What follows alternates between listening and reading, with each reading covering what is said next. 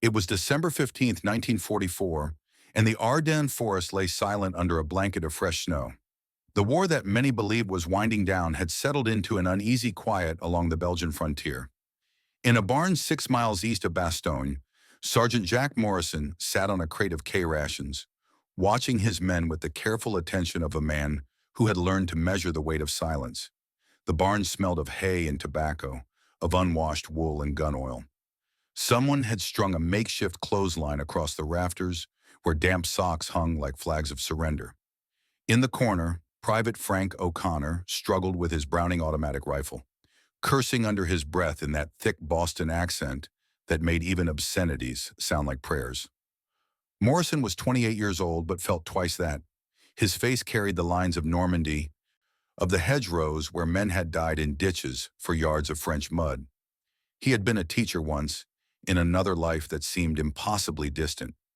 Now he taught younger men how to kill without hesitation, how to dig a foxhole in frozen ground, how to keep moving when your feet had gone numb and your hands shook from more than just the cold. Corporal Henry Williams sat near the barn's single heating stove, a rusted contraption that coughed more smoke than warmth. Doc, they called him, though his medical training consisted of 6 weeks at Fort Benning and 3 years of keeping boys alive when the Army manual said they should die. He was 44, the oldest man in Easy Company, with gray threading through his hair and lines around his eyes that spoke of too many morphine injections administered in too many muddy holes. His hands moved with surprising delicacy as he carved a small wooden horse from a scrap of pine, shavings falling like snow onto his worn boots. The horse was for Eugene Kowalski's baby, a son the private had never seen, born 3 months ago in a Detroit hospital while Jeannie was jumping into Holland. Kowalski himself lay on a pile of straw near the back wall, his wedding ring catching the weak light from the stove. He was 26, built like the factory equipment he used to operate, with hands that could bend steel but trembled when he held his wife's letters. Private Robert Jackson hunched over a letter of his own, his lips moving silently as he read words from a girl back in Alabama. Bobby was 22, college-educated, the only man in the squad who could quote poetry, though he rarely did.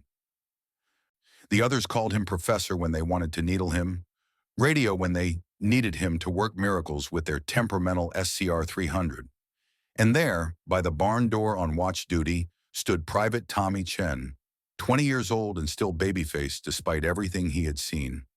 Second-generation Chinese-American from California, quiet in the way that made officers nervous and sergeants grateful. His eyes never stopped moving, scanning the tree line beyond the barn with the patience of a man who understood that survival meant seeing the enemy before the enemy saw you. Near the back corner, Private Martinez cleaned his rifle with methodical precision. The kid from New Mexico rarely spoke, but his hands told stories, precise and careful. The movements of someone who understood machines. Morrison had seen him fix a jammed bar in under a minute during Normandy. Private James Sullivan, a farm boy from Iowa, with perpetually sunburned cheeks, was mending a tear in his jacket with the careful stitches his mother had taught him. He talked constantly about his father's cornfields and the smell of fresh earth after spring rain. Private Anthony DeLuca from Brooklyn kept everyone entertained with stories that were probably half lies, but all funny, his New York accent cutting through the cold like warmth itself.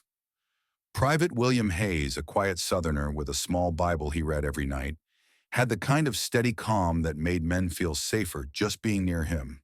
Private Richard Porter served as Doc's assistant, a former pharmacy clerk who had memorized every drug and dosage in the field manual. Private Joseph Murphy never said much at all, just did his job with a reliability that Morrison valued more than any amount of enthusiasm. And there was Private Carl Anderson, 18 years old and still growing into his uniform, the baby of the squad who tried so hard to prove he belonged. Morrison watched them all, 12 men under his command, including himself. 12 lives for which he was responsible in ways the Army manual could never adequately explain. He had started with 18 in Normandy. The mathematics of attrition were simple and brutal, and he carried those 6 missing names like stones in his pockets. O'Connor finally got the bar's gas cylinder aligned and looked up with a grin that showed the gap where a German rifle butt had claimed his left incisor. There we go, you Irish bastard. Knew you had it in you. He was talking to the weapon, not himself, though with Frank O'Connor, it was sometimes hard to tell the difference.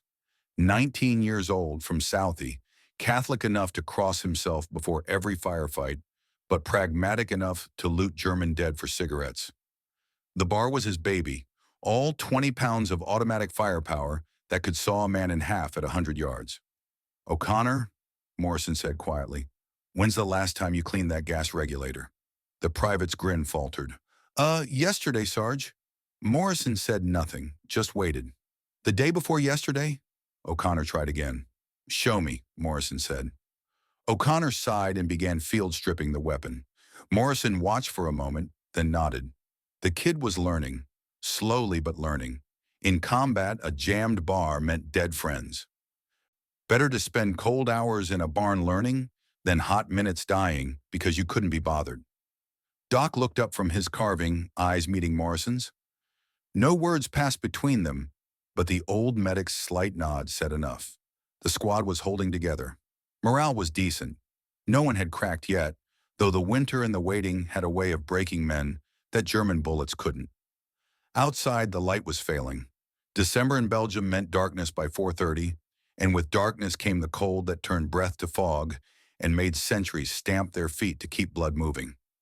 Morrison stood, his knees protesting after hours of sitting, and moved to the door. Tommy Chen didn't turn, but his posture changed slightly, acknowledging Morrison's presence. Anything? Morrison asked. Negative, Sarge. Tommy's voice was soft. California casual, even here in the frozen East. Quiet as a church. Morrison said, You say that like it's a good thing. Tommy responded, Isn't it? Morrison looked out at the forest. Snow covered everything, turning the Ardennes into a Christmas card landscape that belonged in a storefront window, not a war zone.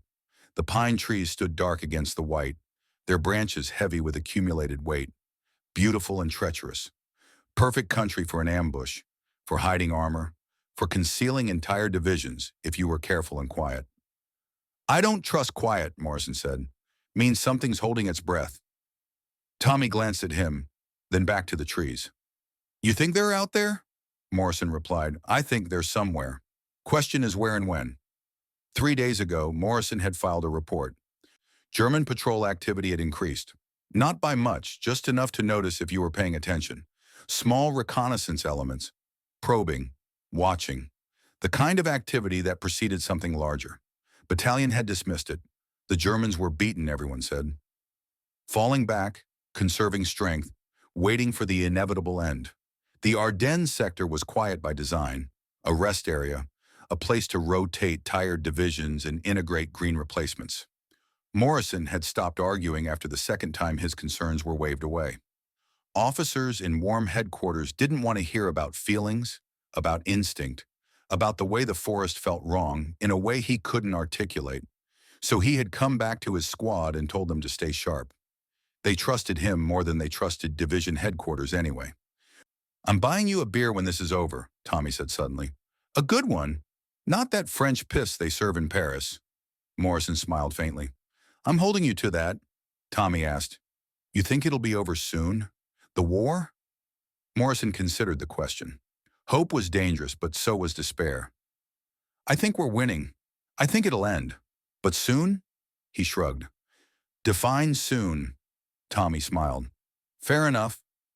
They stood together in comfortable silence, watching the darkness gather between the trees.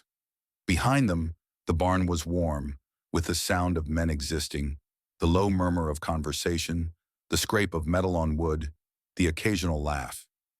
These sounds, Morrison thought, were what he would remember. Not the firefights, not the fear, but these small moments between. The waiting that defined most of war. When full dark had fallen, Morrison called Tommy back inside and set the watch rotation. 4 hours each, 2 men at a time.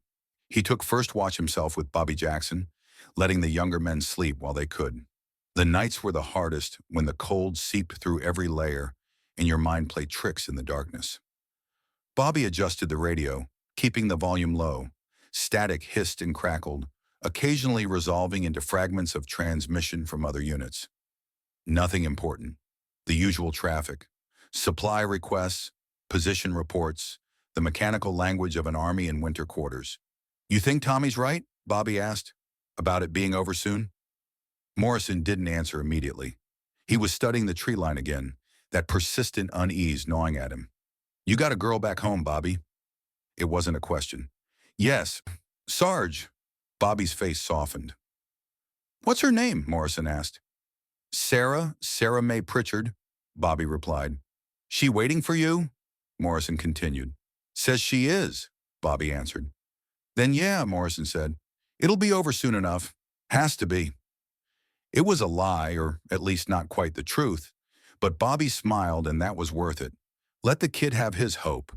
Let him dream of Alabama and a girl named Sarah who wrote letters in careful script about church socials and her daddy's farm. Morrison had learned that leadership meant carrying the doubt so others didn't have to. At midnight, Morrison woke O'Connor and Sullivan for their watch. Sullivan was groggy, fumbling for his rifle, muttering about Iowa and spring planting. O'Connor was immediately alert, that manic Boston energy somehow sustained even after 18 hours awake. They took their positions, and Morrison finally allowed himself to sleep. But sleep came fitfully, interrupted by dreams of hedgerows and the sound of men screaming for medics. He had learned to sleep through artillery, through small arms fire, through almost anything. But he had never learned to sleep through the quiet that preceded storms. Dawn on December 16th arrived with reluctance, the sky gray and heavy with the promise of more snow. Morrison woke to find Doc already up, brewing something that approximated coffee from grounds that had been used twice before. The barn was cold despite the stove, breath visible in the pre-dawn gloom. "Morning, Jack." Doc handed him a tin cup. The liquid inside was more brown than black, more memory than coffee. But it was hot, and that was enough. "Morning, Henry." "Everyone accounted for?" Morrison asked. "All present and pissy. Kowalski's got a letter from his wife. 3 pages. Boy's been reading it for an hour," Doc reported. Morrison glanced over at Jeannie, who sat with the letter in his hands like it was scripture. The private's face held that expression Morrison had seen on men in church, a mixture of longing and pain and hope that made him look younger than his 26 years. "Let him have his moment," Morrison said quietly. "God knows there aren't many." The morning routine began, men emerging from sleep, groaning, complaining, the small rituals that preceded every day, checking weapons, changing socks, eating K-rations that all tasted the same regardless of what the label promised. Morrison did his rounds, checking each man, looking for signs of frostbite, of illness, of the invisible fractures that could break a soldier from the inside. Sullivan was talking about his father's farm again, about how they'd be bringing in the winter wheat about now. DeLuca was cracking jokes, trying to make Hayes laugh, which was a near impossible task, but DeLuca never gave up. Anderson, the youngest, was cleaning his rifle with the nervous energy of someone who still hadn't quite accepted that this was real. Murphy, as always, said nothing, just went about his business with that steady competence Morrison had come to rely on. Porter was checking Doc's medical supplies, counting bandages and morphine syrettes with the precision of his pharmacy training. Tommy was on watch with Martinez, and they were passing a cigarette between them when Morrison approached. Tommy immediately stubbed it out. "Easy," Morrison said. "I'm not going to write you up for sharing smokes." Tommy relaxed slightly. "Sorry, Sarge. Habit."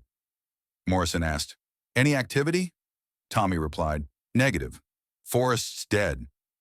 Morrison pressed, "Two dead?" Tommy looked at him, understanding the question.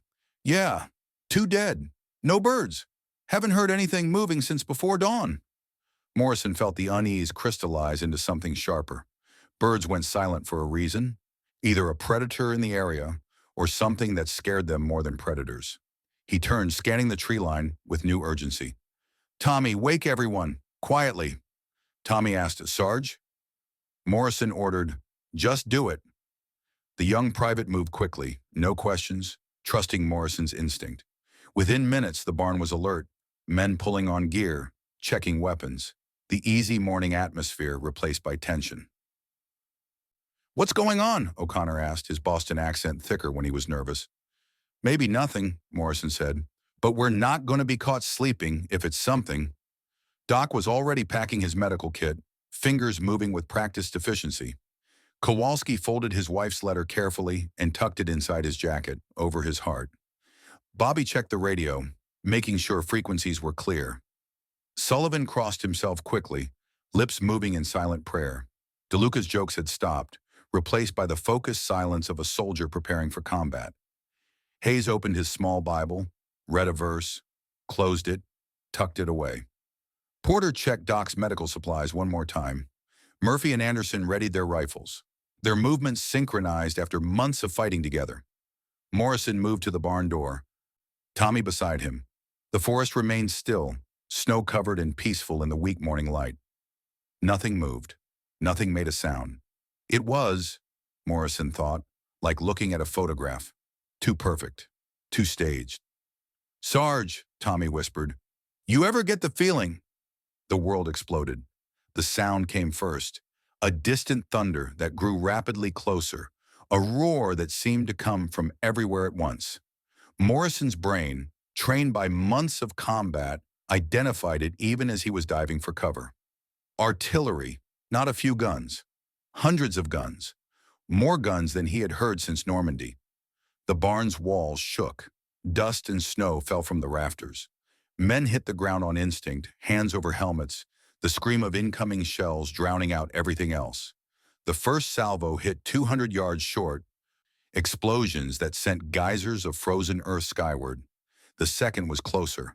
The third, the roof of the barn disintegrated. Morrison found himself on his back, ears ringing, vision swimming. Around him chaos, men moving, shouting, though he couldn't hear the words. The barn was collapsing, timbers falling like spears. He saw O'Connor crawling, saw Bobby clutching the radio, saw Doc pulling someone from beneath a fallen beam. Kowalski.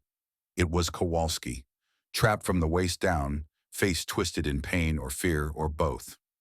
Doc was digging frantically, hands moving like pistons, and then Tommy was there helping, and then Morrison was there too, his hands finding the beam, lifting, his back screaming with the effort. The beam moved. Jeannie scrambled free, gasping. Doc checked him quickly, expertly, then nodded. Nothing broken. Lucky. The artillery continued, a drumbeat that shook the earth and split the sky. Morrison's training kicked in, overriding panic, overriding shock. They couldn't stay here. The barn was death. They needed to move, to find cover, to survive the next 5 minutes and then the 5 minutes after that. "Out!" he roared, his voice barely audible over the barrage. "Everyone out! Move!" The squad moved. 12 men stumbling through smoke and falling timber, grabbing weapons and gear, following Morrison because that's what you did. You followed your sergeant because your sergeant kept you alive. They burst from the barn into a world transformed. The snow was gone, replaced by craters and fire. Trees were splintered, burning despite the cold. The air itself seemed to scream with the passage of shells. And behind the barrage, Morrison could hear something else. Engines. Tank engines. "Foxholes!" he shouted. "Dig in!" They scattered to the positions they had prepared days ago, just in case. Morrison had been called paranoid for insisting on fallback positions. But now those shallow holes in the frozen ground were the difference between life and death. He dove into his own hole, Bobby Jackson landing beside him with the radio. The barrage lasted 30 minutes, though it felt like hours. 30 minutes of hell compressed into moments where time lost meaning. Morrison counted shells, counted breaths, counted the beats of his heart because counting was something he could control when nothing else made sense. When the artillery finally stopped, the silence was almost worse than the noise. His ears rang with phantom echoes. His hands shook from adrenaline and cold and fear that he couldn't show because he was the sergeant and sergeants didn't shake.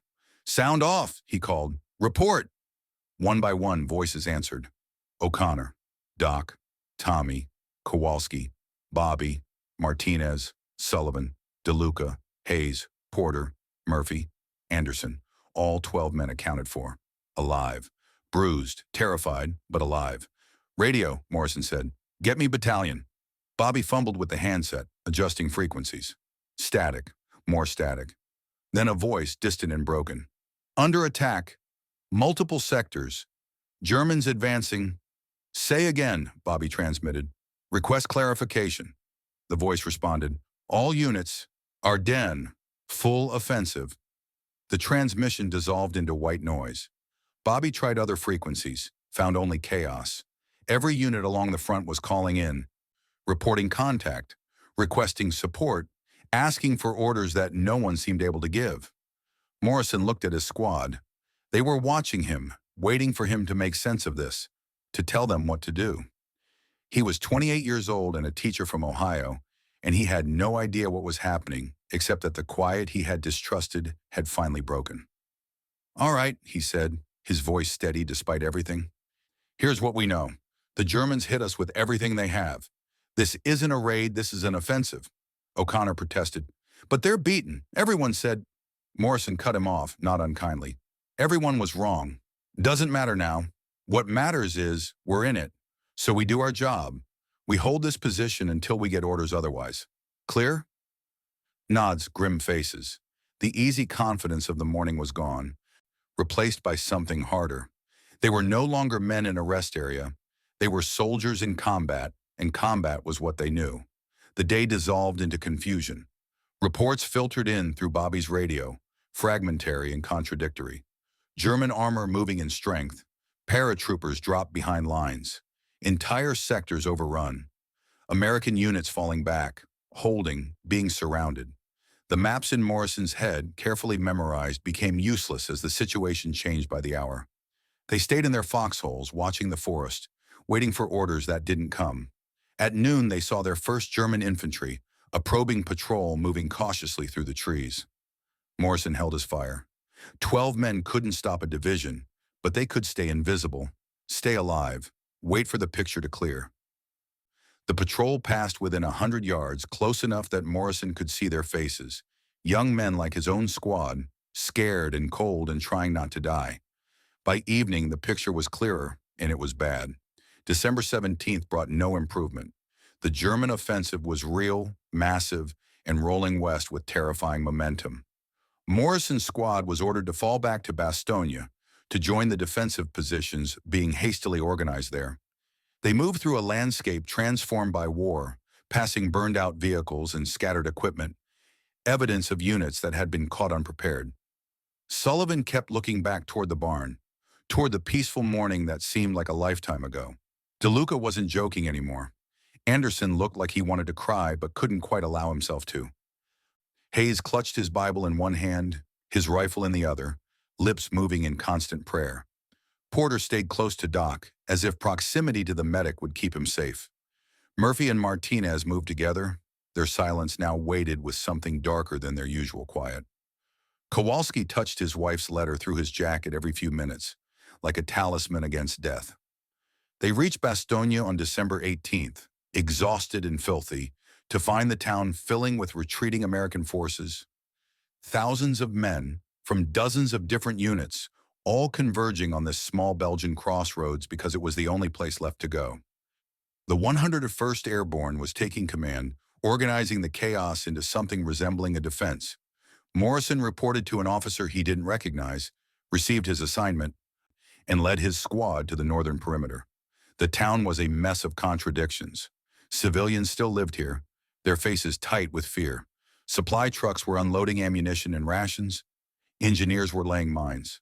And everywhere, soldiers were digging in, preparing for what everyone now understood was coming. On December 19th, the trap closed. German forces encircled Bastogne, cutting all roads, severing all supply lines. The radio crackled with the news delivered in the flat tones of someone reading a death sentence. All units, Bastogne surrounded. Hold your positions. Reinforcements en route. Hold your positions. Morrison listened to the broadcast, then turned to his squad. They were watching him, these 11 men who had become his responsibility, his burden, his brothers. O'Connor with his gap-toothed grin forced now. Doc with his weathered face showing no emotion. Tommy still young despite everything. Kowalski clutching that letter from his wife. Bobby holding the radio like a lifeline. Martinez with his precise, careful hands now gripping his rifle. Sullivan thinking of Iowa cornfields he might never see again. DeLuca's Brooklyn humor dried up completely. Hayes praying constantly now. Porter checking medical supplies obsessively. Murphy and Anderson standing close together, drawing strength from each other. "Well," O'Connor said into the silence, "this is a fine fucking mess." Despite everything, someone laughed. Dark humor, gallows humor, the kind of laugh that kept men sane when sanity was in short supply. Morrison looked at the town behind them, at the perimeter they were expected to hold, at the forest that now hid an entire German army. He thought about that barn 6 miles east, about coffee and carved wooden horses and letters from girls named Sarah. That world was gone. This was what remained. "Dig in," he said quietly, "deep as you can. It's going to be a long night." They dug. The ground was frozen solid, each shovelful an agony of effort. But they dug anyway because the alternative was dying above ground. Morrison dug alongside them, his hands blistering, his back aching, dirt and ice packing under his fingernails. Around them, the 101st Airborne was transforming Bastogne into a fortress. Artillery positions were established. Machine gun nests were camouflaged. Fields of fire were cleared. It was professional, efficient, the product of an army that had learned hard lessons and refused to die easily. As darkness fell, Morrison climbed out of his foxhole and made his rounds. Each position, each man, checking morale, checking readiness, checking the small things that could mean the difference between survival and catastrophe. Doc was treating frostbite already, the cold claiming fingers and toes even before combat began. Tommy was cleaning his rifle with that California calm that seemed unshakable. Kowalski was reading his wife's letter again, lips moving silently. O'Connor was sleeping, or pretending to, his bar cradled like a lover. Sullivan was carving something from a piece of wood, maybe remembering how Doc had carved that horse for Jeannie's baby. DeLuca sat alone, staring at nothing. Hayes read his Bible by the light of a candle stub. Porter organized medical supplies into neat rows. Murphy and Martinez shared a cigarette in silence.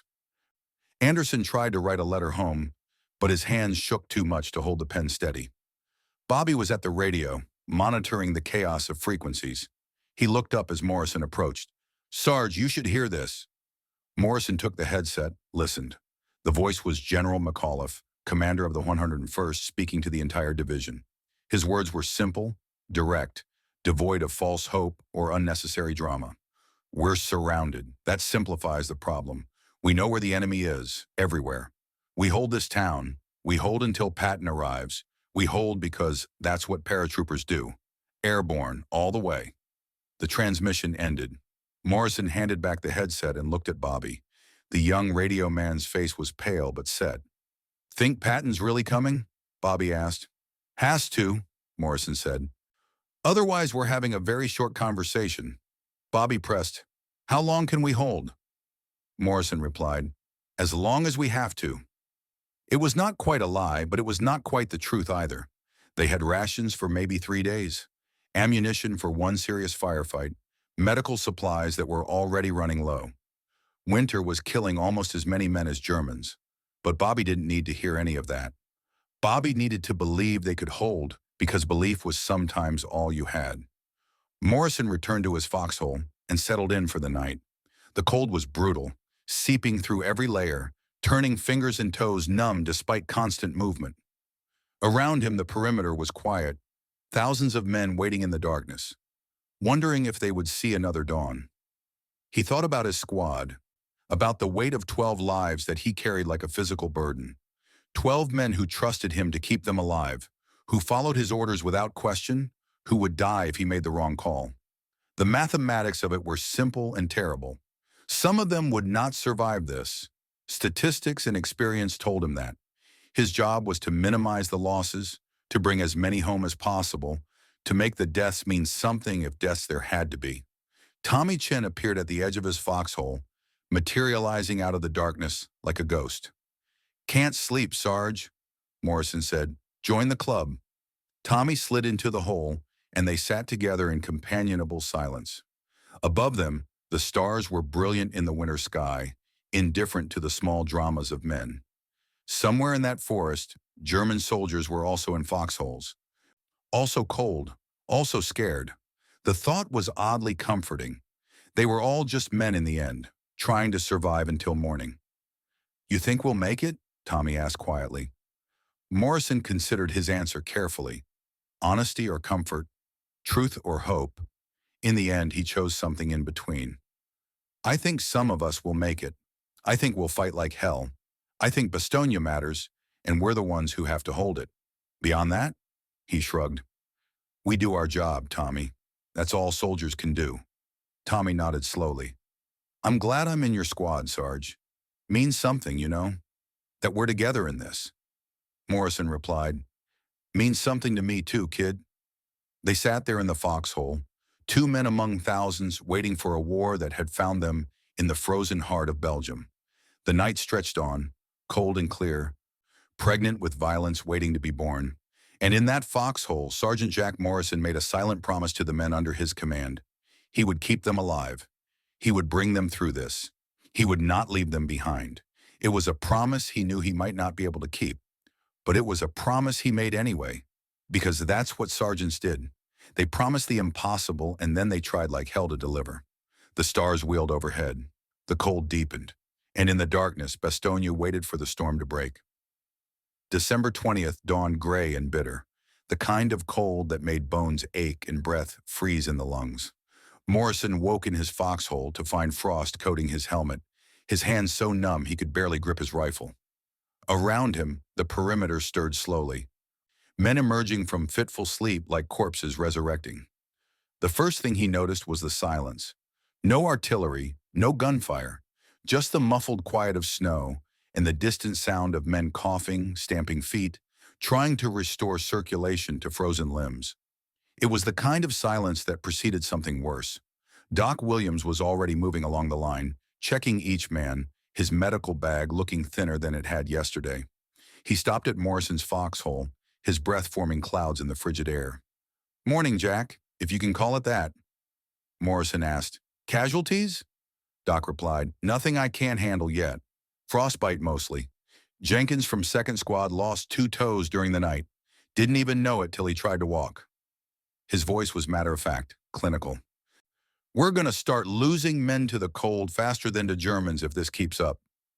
Morrison climbed out of his hole, joints protesting. His uniform was stiff with frozen sweat and dirt. "What's our medical supply situation?" Doc answered. "Morphine's good. Bandages adequate. Antibiotics?" He shook his head. "Running low. And we got nothing for frostbite except basic warming protocols. No plasma left at all." Morrison pressed, "How many days can you operate?" Doc looked at him with those weathered eyes that had seen too much. "Depends on how many get hit. Light casualties, weak, maybe, heavy?" He shrugged. "Day or 2. Morrison absorbed this, filed it away with all the other impossible mathematics he was juggling. "Do what you can, Henry," Doc said. "Always do." The squad gathered for morning rations. K rations were supposed to provide 3 meals a day, but supply had already been cut. 1 K ration split between 2 men.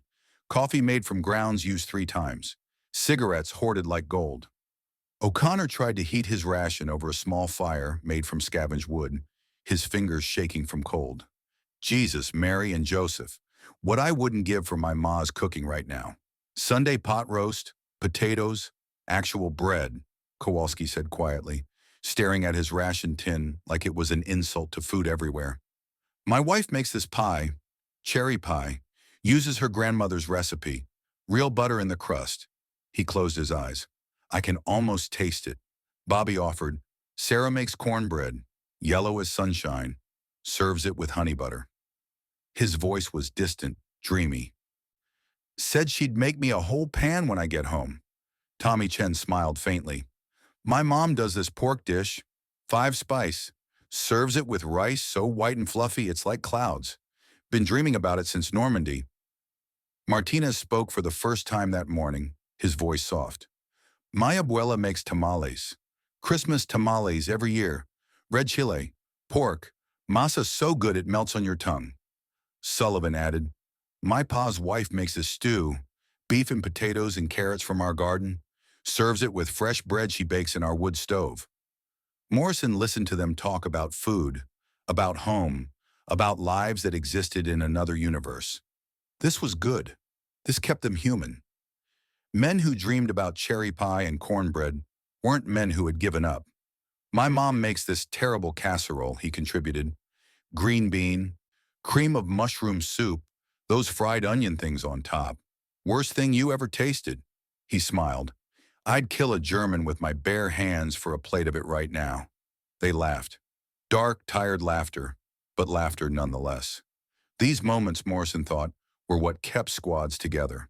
Not discipline, not fear, but shared misery transformed into something almost like joy. The German artillery started at 800 hours. Not the massive barrage of December 16th, but steady methodical fire, harassment, psychological warfare, shells falling every few minutes, keeping everyone on edge, preventing sleep, wearing down nerves and morale. Morrison learned to distinguish the different calibers by sound. The crack of 88s, the deeper crump of 105s, the scream of Nadelwerfers that the men called screaming mimes because of the unholy sound they made. Each shell was a lottery. Most landed harmlessly in empty fields or forests. Some hit buildings, reducing homes to rubble, and occasionally one found a foxhole, found men, and the screaming started. Morrison kept his squad busy. Busy men didn't have time to think about dying. They improved their positions, reinforced foxholes with logs and sandbags scrounged from destroyed buildings. They cleaned weapons obsessively. They ran ammunition counts, checked fields of fire, memorized fallback positions. O'Connor worked on his bar with the devotion of a priest performing mass. Disassemble, clean, reassemble, check function. Over and over, his hands never stopped moving. Tommy observed, "You're going to wear that thing out." O'Connor didn't look up. "Better than letting it jam when I need it. My rifle jams, I die. You die, everyone dies. So I clean." Tommy nodded. He understood. They all understood. In combat, equipment failure meant death, so you maintain your equipment with religious fervor. By afternoon, the ration situation had worsened. Battalion cut allocations again, 1K ration for 3 men now. Morrison divided his portion with Kowalski and Martinez, watching them eat with the careful attention of a man who knew hunger was becoming tactical problem. Kowalski protested, "Sarge, you gotta eat too." Morrison replied, "I'm fine. You got a kid at home. Need your strength more than me." It was a lie. His stomach cramped with hunger, his body crying out for calories it wasn't getting. But leadership meant sacrifice, and if his men saw him going without, they'd share what little they had. Lead by example. Always. December 21st brought no relief. If anything, the situation deteriorated. Supply drops were attempted, but German anti-aircraft fire was too heavy. The C-47s couldn't get through. Ammunition was rationed, each man given a strict count. 50 rounds for rifles, 1 magazine for the bar, 2 grenades. Make every shot count because there wouldn't be more. The German probes increased. Small unit actions, squads testing the perimeter, looking for weak points. Morrison's section repelled 3 attacks before noon, each one a brief, violent exchange that left bodies in the snow and nerves even more frayed. During the 3rd attack, young Anderson took a bullet through the shoulder. He went down screaming, and Porter was there instantly. Doc's training paying off. The pharmacy clerk turned medic worked with steady hands, packing the wound, administering morphine, talking Anderson through the pain. "You're okay, Carl. Clean through and through. You're going home with a nice scar to show the girls." Anderson, 18 years old and crying, managed a weak smile. "Really, sir?" Porter, who was a private just like him, didn't correct the honorific. "Really? You done good today, soldier." They evacuated Anderson to the aid station in town. 11 men left in Morrison's squad now. The mathematics kept getting worse. Tommy killed his 2nd German in hand-to-hand fighting when a probe got too close. The enemy soldier came over the foxhole lip with a knife, and Tommy shot him point blank with his M1. The German fell backward, blood spraying across white snow, turning it crimson. Tommy stared at the body for a long moment, then turned away and vomited quietly. Morrison came to him afterward, sat beside him in the foxhole. Didn't say anything at first. Just sat there, solid and present. Gets easier? Tommy asked, his voice small. No, Morrison said honestly. You just get used to carrying it. Tommy said, I see his face when I close my eyes. Morrison replied, Yeah, you will for a while. Maybe forever. That's the price, Tommy. But the alternative is you're dead and he's alive. And I prefer this version. Tommy nodded slowly, wiping his mouth with the back of his hand. Thanks, Sarge. Morrison asked. For what? Tommy answered. Not lying to me. Treating me like a soldier, not a kid. Morrison gripped his shoulder briefly. You are a soldier. Good one, too. That night, the cold reached new depths. Thermometers, where they still worked, showed 20 below zero. Men huddled together for warmth, sharing body heat, their breath forming ice crystals on scarves and collars. Frostbite casualties mounted.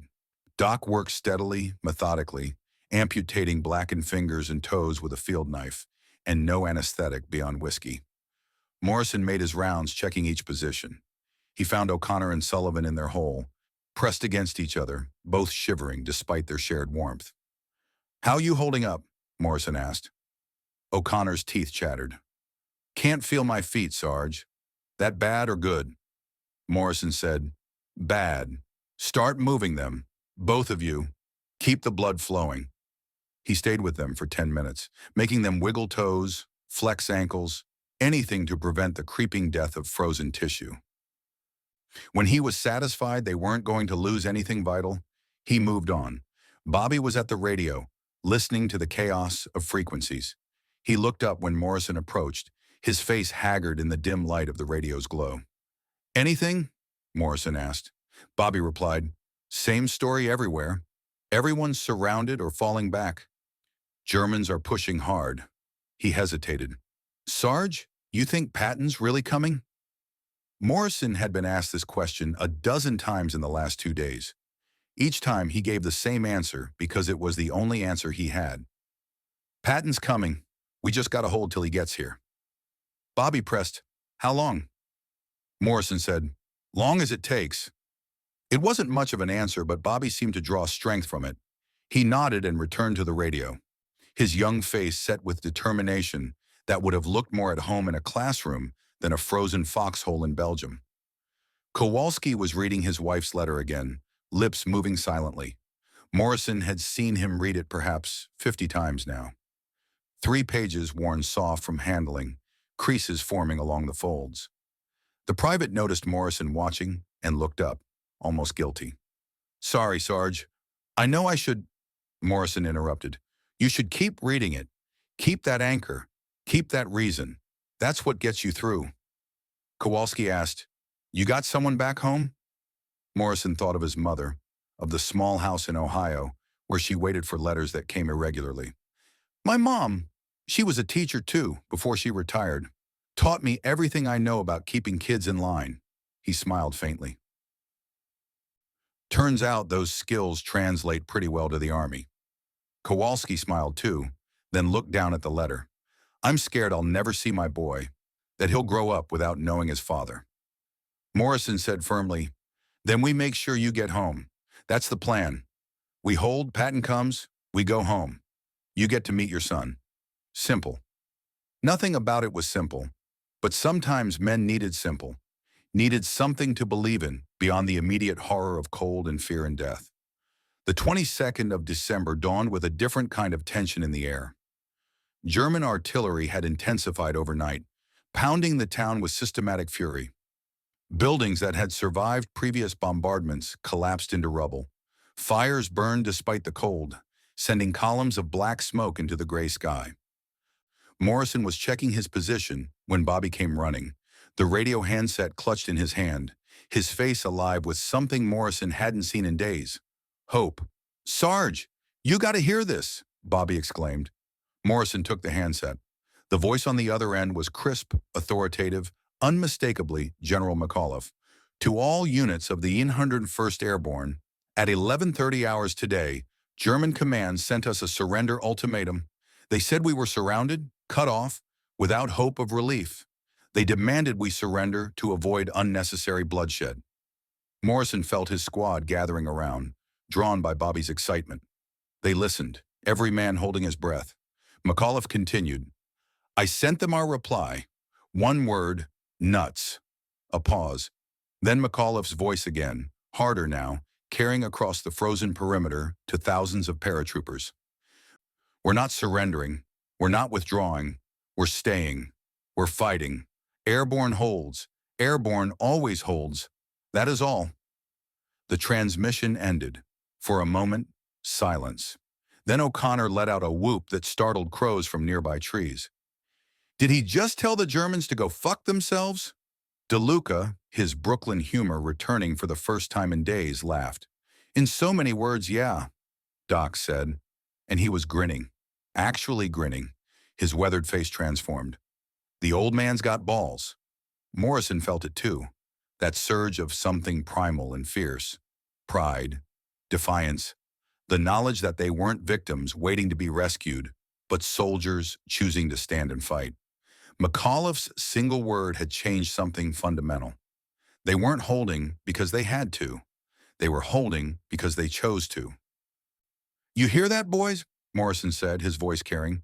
The general said we stay, so we stay. And when the Germans come, we send them back to hell. A ragged cheer went up from the foxholes around them. Men who had been on the edge of despair suddenly remembered why they wore jump wings. They were the 101st Airborne. They didn't surrender. They didn't break. They held. The morale boost was palpable, electric. Men stood straighter, joked more. The German artillery continued, but it seemed less oppressive somehow. Just noise rather than a death sentence. O'Connor was practically dancing in his foxhole, his bar cradled like a partner. Nuts, perfect word. Clean, simple, tells them everything they need to know. Bobby agreed. It's good psychology. Shows we're not beaten. Maybe makes them think twice about pressing the assault. Tommy was quieter, thoughtful. You think it'll matter when they come with tanks and infantry? Morrison said firmly. It matters. Morale wins battles. You believe you can hold, you fight harder. You fight harder, you got a better chance of surviving. So yeah, Tommy, it matters.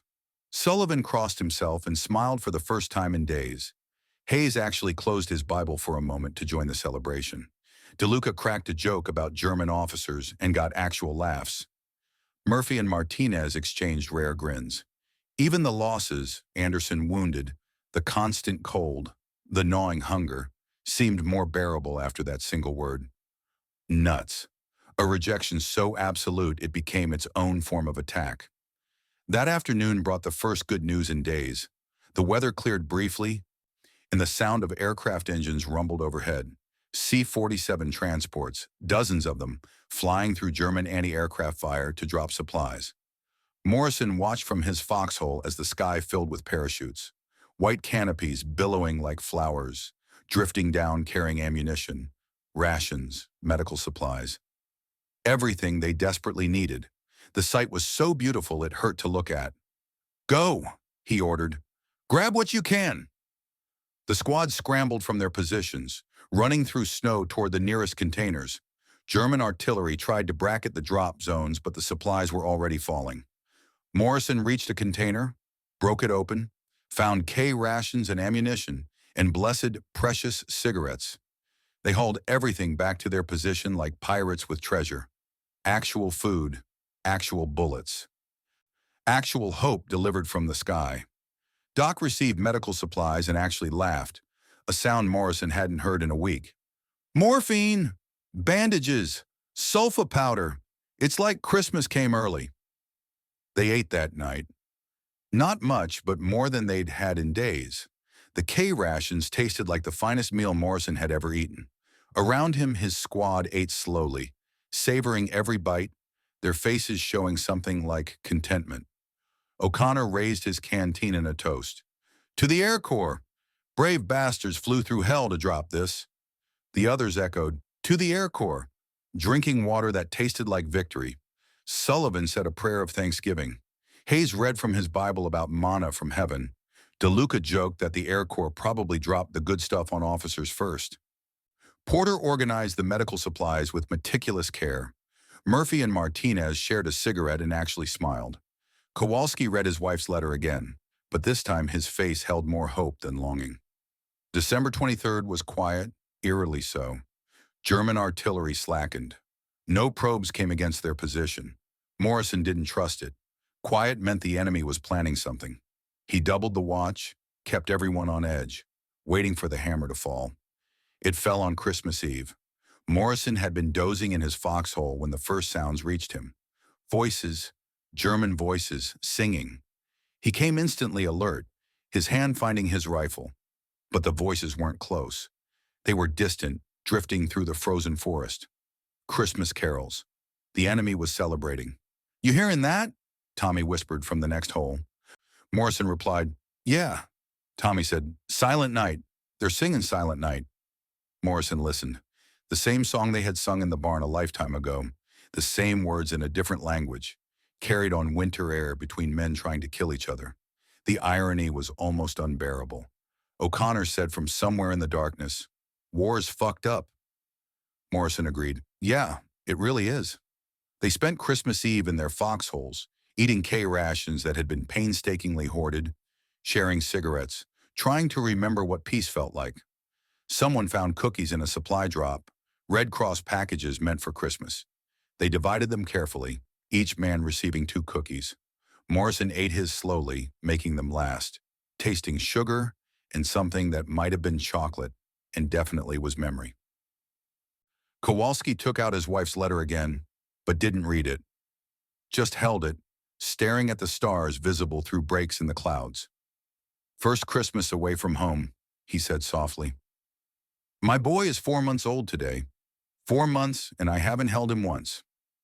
Doc said with conviction, "You will. You'll hold him. Teach him to throw a baseball. All of it." Kowalski asked, "How you know?"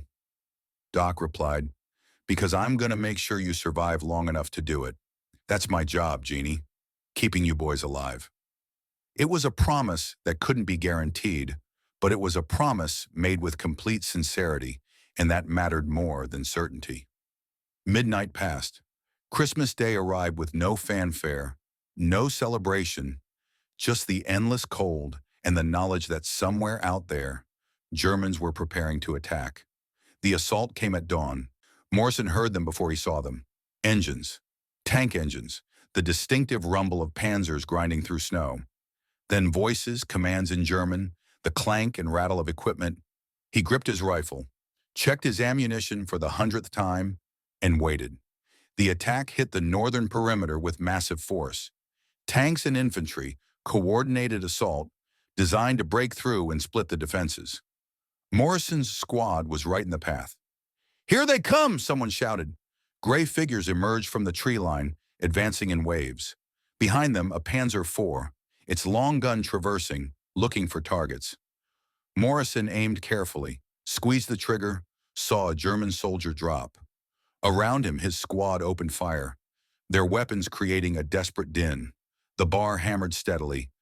O'Connor walking his fire across advancing infantry. Tommy worked his M1 with mechanical precision. 8 shots, ping, reload, 8 more shots. Bobby was on the radio calling for artillery support that might or might not come. Doc crouched in his hole, waiting for the inevitable wounded. Sullivan fired with the steady rhythm of a man who'd hunted deer on Iowa farms. DeLuca cursed in Italian between shots. Hayes prayed and fired in equal measure. Porter stayed with Doc, ready to help with casualties. Murphy and Martinez worked their sectors with quiet efficiency. The Panzer fired. The shell hit 30 yards short, spraying them with frozen earth and shrapnel. Morrison felt something hot slice his cheek, ignored it, kept firing. The German infantry was close now, too close, and he could see their faces, young men like his own squad, scared and determined. A German soldier reached the edge of Morrison's foxhole. They locked eyes for a frozen instant, both seeing their deaths in the other. Morrison was faster. His rifle barked once, and the soldier fell backward, clutching his chest. The battle raged for 20 minutes, though it felt like hours. Morrison's rifle ran dry. He reloaded, fingers fumbling with cold and adrenaline. Ran dry again. reloaded again. The mathematics of survival reduced to loading and firing and not dying. Then American artillery found the range. Shells screamed overhead and impacted among the German positions. The Panzer reversed hurriedly, its infantry falling back, leaving bodies scattered in the snow. The assault faltered, broke, retreated into the tree line. Silence fell, broken only by groans of the wounded and the ringing in Morrison's ears. "Sound off!" Morrison called. Voices answered, "Everyone alive." Miracle. Then someone said, "Genie's hit." Morrison scrambled from his hole to Kowalski's position. The private was lying on his back, legs twisted at wrong angles, blood pooling beneath him. Too much blood. Doc was already there, hands moving, assessing, his face showing the terrible professional calm of a man who knew exactly how bad things were. "Genie," Morrison knelt beside him. "Stay with me, buddy." Kowalski's eyes focused on him with difficulty. "Can't feel my legs, Sarge." Morrison lied. "Doc's got you. You're going to be fine." But Doc's face said otherwise. Doc's face said Kowalski was dying, and there was nothing medical training or morphine or prayer could do about it. The shell had taken both legs at the knee and opened his abdomen. He was bleeding internally, organs shredded by shrapnel. He had minutes, maybe less. "I want," Kowalski coughed, blood flecking his lips. "I want my boy to know. I tried. Tell him. His daddy tried." Morrison's voice broke despite everything. "You tell him yourself. You hold on, Genie. Help's coming." Kowalski smiled faintly. "Liar. Bad liar, Sarge." His hand found Morrison's, gripped it with surprising strength.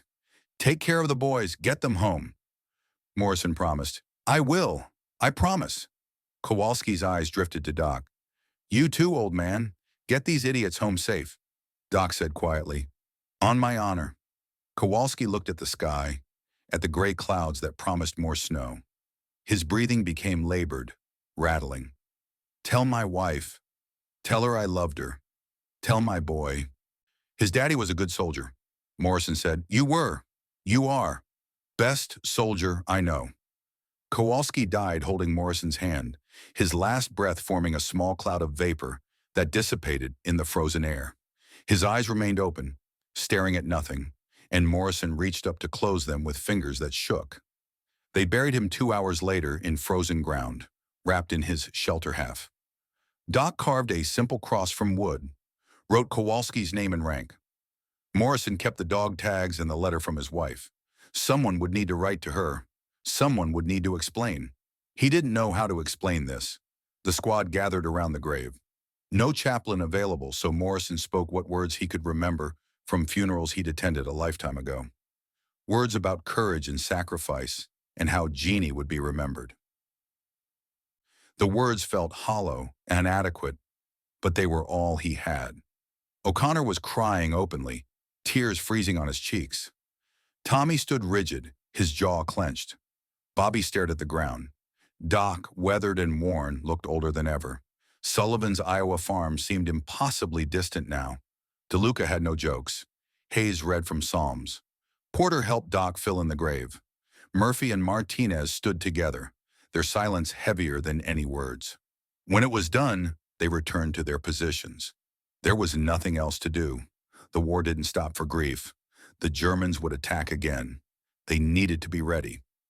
That night, Morrison sat in his foxhole with Kowalski's letter and dog tags in his pocket, feeling their weight like stones. 11 men left now. 11 lives he was responsible for. The mathematics kept getting worse. Tommy climbed into his hole without asking, sat beside him in the cold darkness. "You okay, Sarge?" Tommy asked. "No." Morrison didn't have the energy to lie. "Not even close." Tommy said, "None of us are." Morrison insisted, "I got him killed. Should have seen that tank sooner. Should have." Tommy interrupted firmly. "Stop. You didn't kill Genie. The Germans killed Genie. The war killed Genie. You kept the rest of us alive. That's what matters," Morrison said bitterly. "Tell that to his son." Tommy was quiet for a long moment. Then he said, "His son's going to know his father died with brothers who loved him. Died fighting for something bigger than himself. That matters too, Sarge. Has to matter." Morrison wanted to believe that, needed to believe that, because the alternative was that Kowalski had died for nothing in a frozen hole in Belgium, and that was too terrible to contemplate. They sat together as Christmas Day faded into Christmas night. Somewhere in the distance, they could hear German artillery, sporadic now, almost desultory. The battle had paused, both sides exhausted, gathering strength for what came next. "Sarge," Tommy said eventually. "If I don't make it," Morrison interrupted. "You'll make it," Tommy persisted. "But if I don't, tell my parents I did my job. Tell them I didn't run." Morrison looked at him, this young kid from California who had become a soldier in the worst crucible imaginable. "I'll tell them, but you'll tell them yourself because you're going home, Tommy. All of us are." It was a lie. They both knew it was a lie. But it was the lie they needed to believe to keep fighting, to keep holding this frozen piece of Belgium against an enemy that outnumbered them and wanted them dead. The night deepened, the cold intensified, and in foxholes across the Bastogne perimeter, thousands of men waited for morning, knowing that with morning would come violence and death and the testing of their will to survive. Morrison checked his weapon, counted his ammunition. 11 rounds left. He would need to make every shot count. 11 rounds for however many Germans came. The mathematics were simple and brutal, but he was still alive. His squad was mostly alive, and they held Bastogne. That was enough. It had to be enough. The war continued. The siege continued. And Sergeant Jack Morrison continued doing the only thing he knew how to do, keeping his men alive one more day. The night of December 24th brought a German assault unlike any before. They came in the darkness, their white camouflage making them nearly invisible against the snow. Morrison heard them first, the crunch of boots, the whispered commands, the metallic click of weapons being readied. "Contact front," he shouted, and the perimeter erupted. Muzzle flashes lit the darkness like lightning. Tracers arced through the night. The sound was deafening, overwhelming. The crack of rifles and the hammer of machine guns and the deeper boom of grenades. Tommy Chen was on the .30 caliber machine gun, the one they'd scavenged from a destroyed position. He fed belts through the weapon with practiced efficiency, his California calm replaced by intense focus. Germans fell in waves before his fire, but they kept coming, kept pushing, kept trying to break through. "Tommy, conserve ammo!" Morrison shouted over the chaos, but Tommy couldn't hear him, or chose not to. He kept firing, kept holding that sector alone because if he stopped, the Germans would flank them, would roll up the entire line.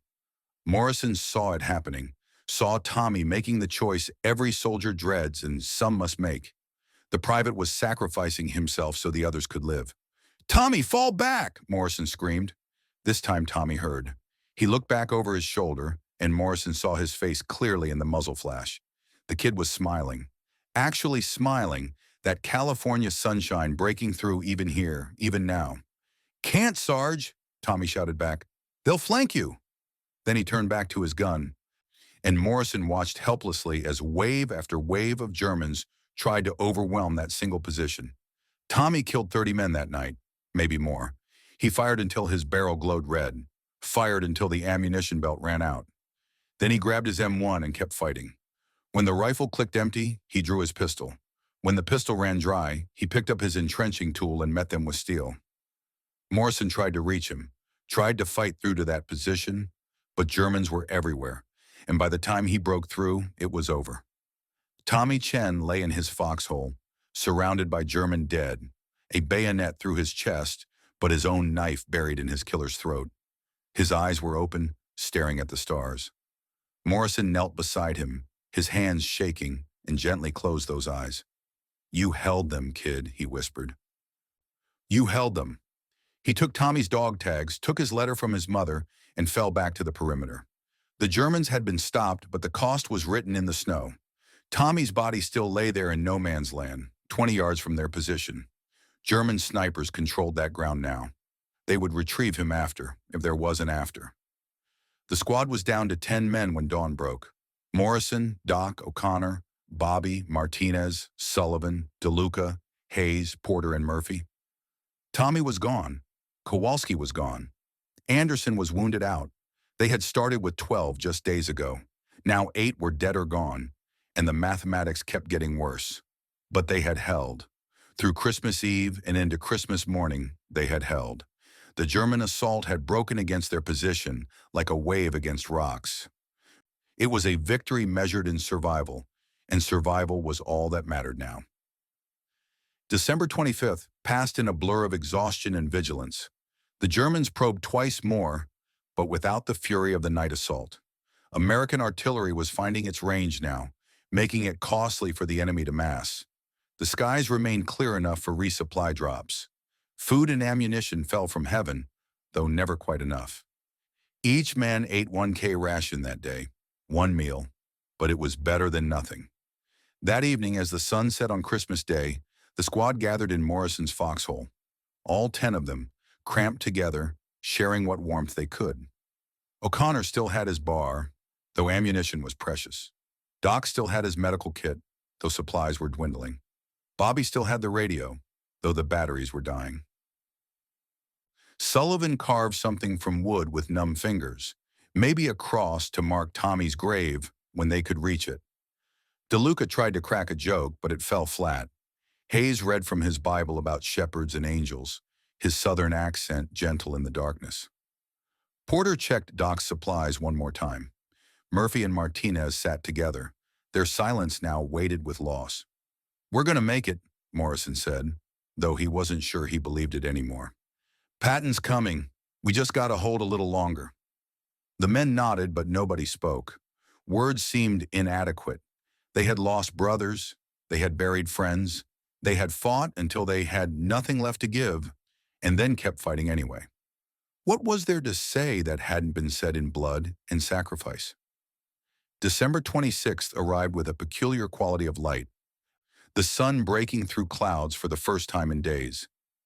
Morrison watched it rise from his foxhole, knowing this was either his last dawn or his first day of survival. His squad was reduced to 10, and he could feel the weight of every missing man. Eugene Kowalski, buried in frozen earth with his wife's letter over his heart. Tommy Chen, whose body still lay in no man's land, unreachable. Anderson wounded out, which was a mercy. The others who had fallen in smaller moments. The casualties that accumulated until Morrison couldn't keep track anymore. James Sullivan was the next to go. The Iowa farm boy took a sniper's bullet through the throat while trying to help a wounded man from another squad. He died quickly, mercifully, blood pooling in the snow as he tried to speak, to say something about cornfields or his father or home. Morrison held his hand as he died, adding another set of dog tags to his collection, another letter he would have to write. 9 men left. Then it was Martinez, the quiet kid from New Mexico who dreamed of his abuela's tamales. A mortar round landed directly in his foxhole, so accurate and unlucky that there was nothing left to bury. They marked the crater with his helmet, a makeshift memorial for a man who had done his job with precision and care until the very end. 8 men left. Morrison was starting to lose track of time. Hours blended into each other. The cold never stopped. The hunger never abated. The fear was constant, a companion as familiar as his rifle. He checked his ammunition again. 3 rounds left for his M1. 3 bullets between him and fighting with his hands. O'Connor's bar was down to half a magazine. Bobby had maybe 10 rounds for his carbine. Doc carried a pistol with 4 bullets.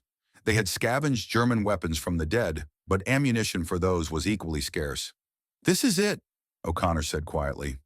He was 20 years old but looked 50, his face gaunt, his eyes hollowed by sleeplessness and horror. "This is where we die." Morrison was too tired to lie convincingly. "Maybe, but we make them pay for it." Doc checked his medical bag one last time. It was nearly empty. A few bandages, 1 morphine syringe, some sulfa powder. Not enough to treat serious wounds. Not enough to save anyone who got hit badly. He closed the bag with the finality of a man closing a coffin. "Jack," he said, using Morrison's first name, something he rarely did. "Been an honor serving with you." Morrison said sharply, Don't do the goodbye speech. We're not dead yet." Doc tried again. "But if we are," Morrison cut him off, "then we'll be dead and it won't matter. So shut up and get ready to fight. It came out harsher than he intended, but Doc just smiled faintly and nodded. They understood each other, had understood each other since Normandy, through all the battles and all the death.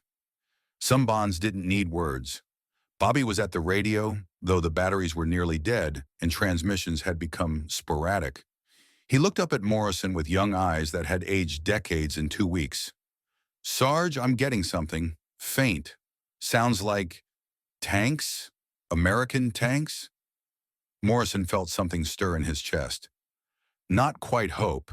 He'd learned to kill hope before it could betray him. But possibility. Where? Bobby replied. South. Maybe 5 miles. Could be Third Army. Morrison ordered, keep listening. Let me know if you get anything clearer. The German assault began at 0700 hours. They came in force this time, not probing, but committing. Infantry and company strength, supported by at least 2 panzers that Morrison could see. The snow erupted with muzzle flashes and the crack of rifles. Mortars started falling, walking across the perimeter, searching for American positions. Morrison aimed carefully, exhaled, squeezed. His rifle kicked, and a German soldier dropped. 2 rounds left. He picked his next target, a man carrying an MG-42, the weapon that could shred an entire squad in seconds. Fired. The gunner fell, and the MG-42 toppled into the snow. 1 round left. O'Connor's bar hammered steadily, that beautiful mechanical violence that had saved their lives a dozen times. But Morrison could hear the rhythm changing, slowing, running low. Then it stopped entirely. Jammed or empty, didn't matter which. O'Connor didn't curse, just reversed the weapon, gripping it by the barrel like a club, waiting for the enemy to get close enough to beat to death. A panzer appeared, grinding through snow, its gun traversing toward their position. Morrison watched it with detached fascination. This was how it ended. Crushed by a tank in a Belgian forest, his body joining all the others already frozen in the ground. The panzer fired. The shell hit 20 yards away, close enough to shower them with dirt and ice, close enough to knock Morrison flat. He lay there for a moment, ears ringing, tasting blood. Something had hit him. Shrapnel, maybe, but he couldn't tell where. Everything hurt. Everything had hurt for so long that new pain barely registered. He climbed to his feet. His rifle was gone, buried or lost. Didn't matter. He drew his pistol, 7 rounds of .45 caliber. Would have to be enough. The German infantry was close now, gray figures moving through smoke and snow. Morrison fired twice, saw men fall, maybe hit them, or maybe they just dove for cover. 5 rounds left. He would save the last one, just in case. Better than capture. Better than what they did to prisoners. Doc was firing his pistol methodically, each shot carefully aimed. He'd been a marksman before the war, and even now, wounded and exhausted, his hands were steady. A German fell. Another. Doc's pistol locked back empty, and he looked at Morrison with an expression that said everything without words. They'd had a good run. Time to die like soldiers. Bobby Jackson stood in his foxhole, firing his carbine until it clicked empty, then threw it aside and picked up a grenade. His last one. He pulled the pin, waited for Germans to cluster, threw. The explosion was sharp and brief. Men screamed. Bobby ducked back down, fumbling for his pistol. O'Connor climbed out of his foxhole entirely, the bar raised like a bat, roaring wordless defiance in that thick Boston accent.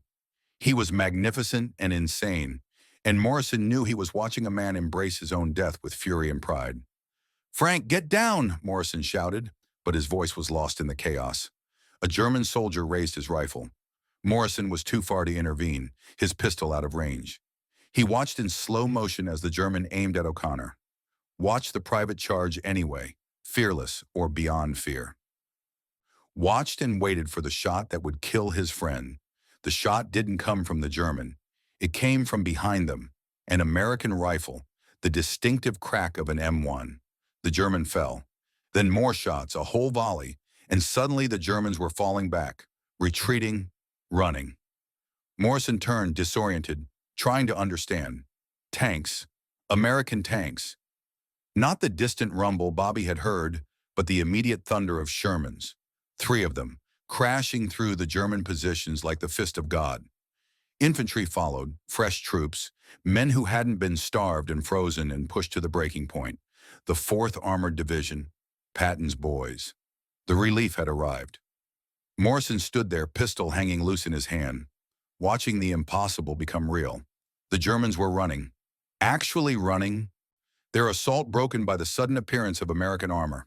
The battle that had seemed destined to kill them all was suddenly impossibly over. O'Connor lowered his bar-turned club and just stared. Holy Mary, Mother of God! Bobby climbed out of his foxhole, swaying. They came. Patton actually came. Doc sat down heavily, his hand pressed to his shoulder, where blood seeped between his fingers. Well, I'll be damned. We lived. Morrison wanted to say something profound, something that would capture this moment. But all that came out was a laugh, half hysterical, entirely genuine. They'd held. Against everything, they'd held. Bastogne had not fallen. The lead Sherman ground to a halt near their position, and a young tanker popped out of the turret, grinning like he just won a prize fight.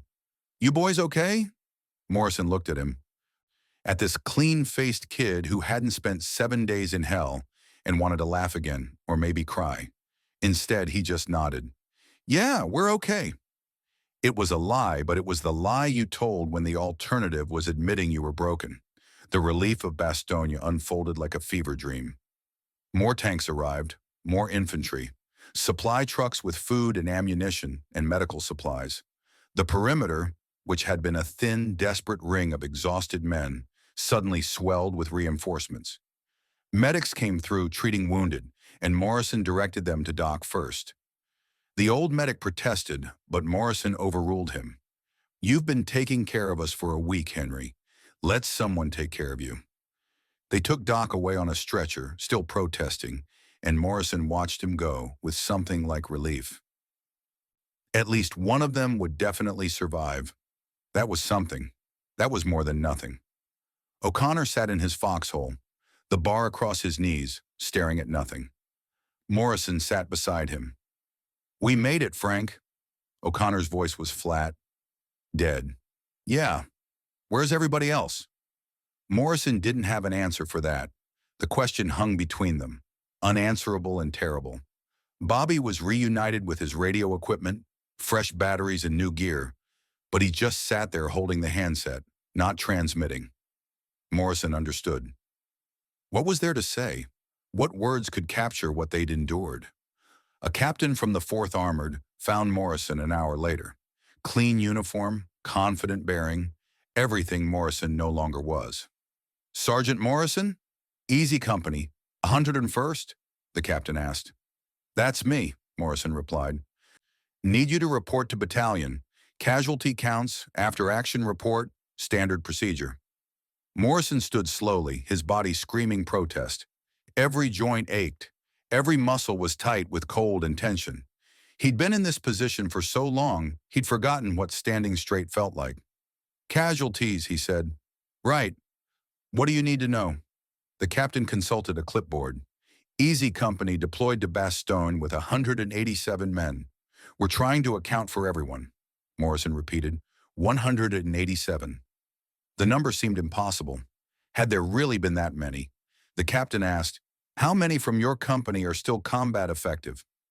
Morrison thought about the perimeter, about the foxholes and the graves, about faces he'd known and would never see again. Define combat effective, he said. The captain clarified, able to fight, not seriously wounded. Morrison heard himself say, 94, give or take, maybe less. Hard to tell with the ones who just stopped. The captain wrote this down, his face professionally neutral. And your squad specifically? You started with 12 men? Morrison's hand went to his pocket, to the dog tags he carried. 12 including me. 4 left. Me, Corporal Williams, Private O'Connor, Private Jackson. The captain looked up sharply, finally showing some human emotion. 8 KIA? Morrison said flatly. 8. 8 good men who trusted me to keep them alive. The captain said firmly, Sergeant, You held one of the most critical positions in the perimeter for 7 days with minimal supplies and constant enemy pressure. You and your men are heroes. Morrison said, "We're not heroes, we're survivors." There's a difference. He walked away before the captain could respond, moving through the chaos of relief operations like a ghost. Men were celebrating around him, shaking hands, smoking cigarettes, laughing with the manic energy of people who had accepted death and then been given life. Morrison felt none of it. He felt empty, hollowed out, a shell that walked and talked, but contained nothing. He found himself at the makeshift cemetery, the field of crude crosses marking where his friends lay. Kowalski, Tommy Chen, Sullivan, Martinez, the others whose names blurred together in his memory, their names carved into wood, their bodies in the frozen ground. He stood there as the sun set, as the temperature dropped, and felt nothing. Nothing except the weight of those dog tags in his pocket. "You shouldn't be out here alone, Edie," a voice said. Morrison turned to find Doc, his shoulder bandaged, his arm in a sling. "Thought they evacuated you," Morrison said. Doc replied, "Refused. Told them my squad needed me." He moved to stand beside Morrison, looking at the graves. "You did everything you could, Jack," Morrison said bitterly. "Did I? Because 8 of them are dead and I'm not. Doesn't feel like I did enough." Doc said gently, "You kept 4 of us alive. In that hell with no supplies, surrounded by an entire German army. That's a goddamn miracle." Morrison laughed without humor. "Miracle? Right. Try telling that to Kowalski's kid, or Tommy's parents, or—" His voice broke. He'd been holding it together for so long, the facade of the strong sergeant who always knew what to do. But standing here among the dead, he couldn't maintain it anymore.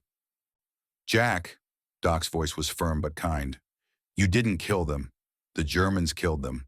The war killed them. You kept the rest of us fighting when others quit. You gave us purpose. That's all a sergeant can do." Morrison insisted, "It's not enough." Doc said quietly, "It's all there is. And it's enough. Has to be." Morrison wanted to believe that, needed to believe that. But staring at 8 graves, at 8 names he would carry forever, belief seemed impossible. They stood there together in the growing darkness. 2 old soldiers among the dead, and neither spoke. Words were inadequate anyway. The silence said everything that needed saying. January 1945 brought an ending to the Bulge. The German offensive, having spent its fury against Bastogne and a dozen other strongpoints, collapsed. Patton's Third Army drove north. Montgomery's forces pushed south. The Bulge shrank, contracted, disappeared. By month's end, the front lines were roughly where they'd been in December, before the madness began. Morrison's squad, what remained of it, was rotated to the rear for rest and refit. They were billeted in a small Belgian town that had been liberated, given real beds and hot food, and the promise of a few weeks away from the front. Morrison couldn't sleep in the bed. Too soft, too exposed. He spent his nights on the floor, his rifle beside him, waking at every sound. O'Connor had similar problems. Bobby woke up screaming most nights, reliving artillery barrages that existed only in his mind. They were, the Army doctors said, suffering from combat fatigue, shell shock, battle exhaustion. Different words for the same thing, they were broken. Fresh replacements arrived to fill the gaps in easy company. Young men, eager, untested. Morrison looked at them and saw ghosts, saw the men they would become if they survived, or the corpses they would become if they didn't. He tried to train them, tried to pass on lessons learned in blood, but he could see in their eyes they didn't really understand. They thought they did. They thought they were ready. Morrison knew better. Bobby Jackson took on the task of writing letters to the families of the dead. Morrison couldn't do it. Every time he picked up a pen, his hands shook and the words wouldn't come. But Bobby, young Bobby with his college education and his poetry, he found the words. He wrote to Kowalski's wife about how Jeannie had talked about his son constantly, how he died with her letter over his heart. He wrote to Tommy Chen's parents about their son's courage and skill, how he had held the line so others could live. He wrote to Sullivan's father about the farm boy who had dreamed of spring planting until the very end. He wrote to Martinez's abuela about tamales and Christmas, and a grandson who had done his duty. He wrote 8 letters, each one carefully crafted, each one a small monument to the dead. Morrison read them before they were sent and wept. Doc recovered slowly. The shoulder wound was clean, would heal, but he'd aged a decade in Bastogne. The gray in his hair had spread. The lines around his eyes had deepened. He still made his rounds, still checked on the boys, but there was a weariness to him now that hadn't been there before. O'Connor tried to return to normal. He cleaned his bar obsessively, joked with the same manic energy, but it rang hollow now. There was a darkness behind his eyes that hadn't been there in that barn back in December. The kid from Southie who'd found war almost fun had died in Bastogne. What remained was a man who had seen too much. On January 15th, Morrison walked back to Bastogne. Just walked away from the billet without telling anyone. Without taking his weapon, just walked the 6 miles to the town they'd held. It looked different now. The rubble was being cleared. The dead had been buried properly in actual cemeteries. The smell of death had faded, replaced by the smell of reconstruction. He found the American cemetery on the edge of town. Row upon row of white crosses stretching across a field. He walked through them, reading names, recognizing some. 847 graves.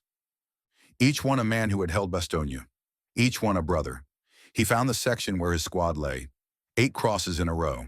He read the names slowly, letting each one settle into his consciousness. Kowalski, Chen, Sullivan, Martinez. Anderson's name wasn't there. He'd survived his wound, but the others were. DeLuca, who had stopped joking. Hayes, who had prayed until the end. Porter, who had tried so hard to save them all. Murphy, the quiet, steady one who had never complained. Boys he'd led, boys who had trusted him. Boys who were dead because he hadn't been good enough, smart enough, fast enough. Morrison's pistol was in his holster. He'd been carrying it out of habit, even though regulations said he shouldn't have a weapon on a rear area pass. He drew it now, felt its weight, its solidity. 7 rounds. He only needed 1. It would be so easy, quick, painless. No more nightmares, no more guilt, no more standing in front of graves wondering why he was alive and they weren't. The pistol felt right in his hand, familiar, comfortable. The same pistol that had killed Germans could kill him just as efficiently. He raised it slowly, the barrel cold against his temple. "Don't!" Doc's voice came from behind him. Morrison should have known the old medic would follow him.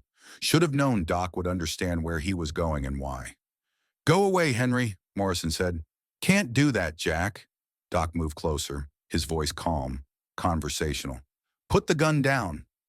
Morrison said desperately, "I got them killed. All of them. It's my fault." Doc said firmly, "No, you kept 4 of us alive. That's what matters." Morrison gestured at the crosses. "Look at them. 8 men. 8 good men. They followed my orders and they died." Doc said gently, "They followed your orders and they fought like lions. They held that position when anyone else would have broken. They died as soldiers, doing their duty with brothers beside them. That's all any man can ask for."